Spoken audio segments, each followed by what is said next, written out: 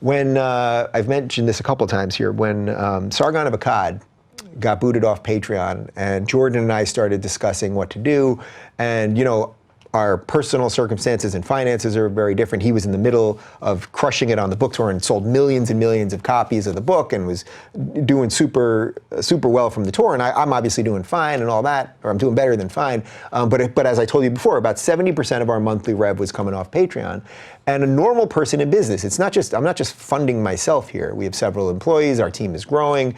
You know, we have full-timers, we have part-timers, all of this stuff. We've got capital and overhead and all this stuff, right? And I wanted to take a stand. And I thought, if I cancel Patreon and try to do this on my own, like, I don't know what's gonna happen. What if I lose that 70%? What if no one wants to come over? Not even because people don't like me. What if people are just lazy?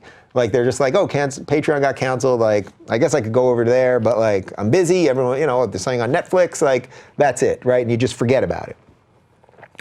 And my feeling was I have to do what I think is right, but I did call some people. I called, so I don't want to out anybody, but I'm gonna out one guy here. I won't out some of the other people, but I called several people, some of them who've been on this show, some influential people who are in the business who get it, and I asked several people what they thought I should do.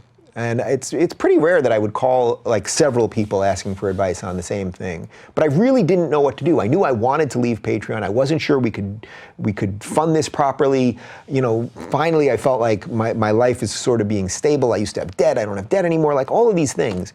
And I called a couple people, and a couple people who I'm not going to mention might surprise you in that they actually did tell me, you know, just suck it up for now. This isn't the hill to die on. Just let it be. It'll blow over, you know, whatever. And then I called Glenn Beck, okay?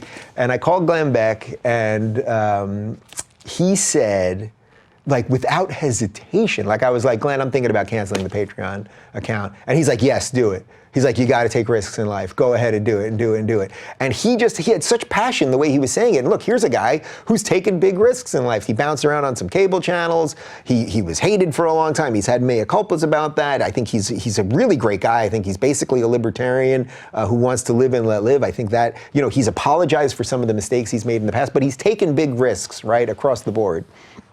And the way he said it, when I hung up the phone, I was like, how could I not take that advice? You know, like, how could I not take that advice? The guy who's telling me, do what I believe in, take a chance, take a risk. Like, what does everyone do in a movie? What do all the heroes do in movies? You know, does the hero get challenged? Like, maybe tomorrow, you know, can't someone else do it?